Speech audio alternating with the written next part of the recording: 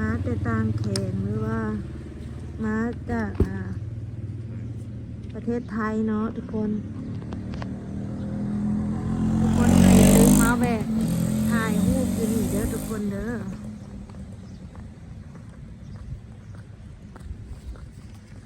นี่ก็จะเป็นห้านแบบห้านกาแฟห้านขนมมีห้านนวดมีห้านขนมมีห้านอาหารมีกาแฟหลายอย่างอย่างนี้นะสามารถนั่งกินกาแฟแล้วก็มาเลาะถ่ายรูปได้